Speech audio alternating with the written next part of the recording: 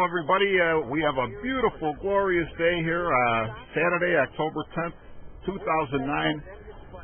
This is the Ridgewood High School Homecoming Parade, but in addition to being the Homecoming Parade, we are celebrating the school's 50th anniversary. School opened its doors, actually didn't open its doors officially in 1959, which is 50 years ago, but was voted into existence in 1959.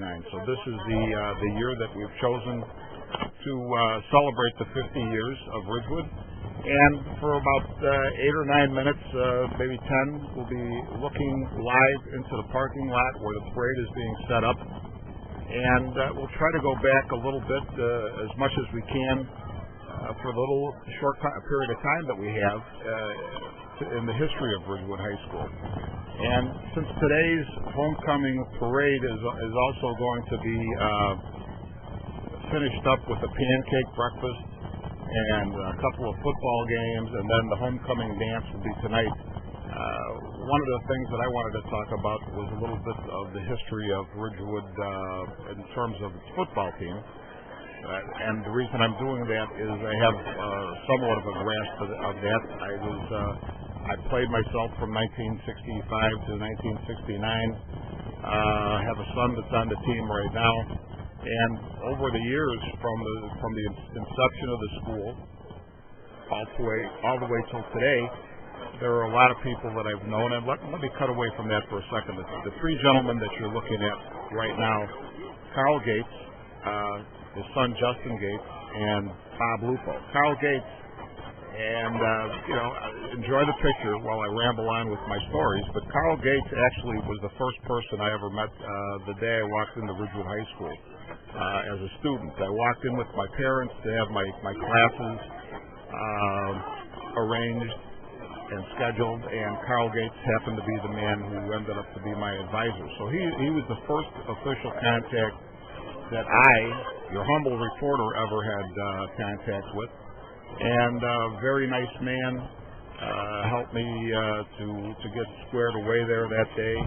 And I also happened to be my freshman year English teacher. Now, his son Justin, thankfully, we have him as a teacher here at Ridgewood. A very, really nice guy, very knowledgeable teacher, and somebody we're happy to have on the staff. And then Dr. Robert Lupo, who I always have a hard time calling Bob Lupo Dr. Robert Lupo, because I've known Bob since we were probably about 8 or 9 years old.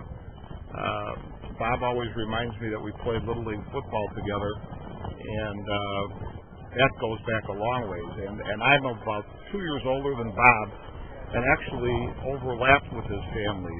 My dad coached us on the Little League Cardinals, but his older brother Tony was a teammate of mine, and owns a business here in the village. And since we're all in Norge, you know what that business is, the Cumberland Chapel Funeral Home. And so I knew Tony. I was a little guy, and he was a big guy.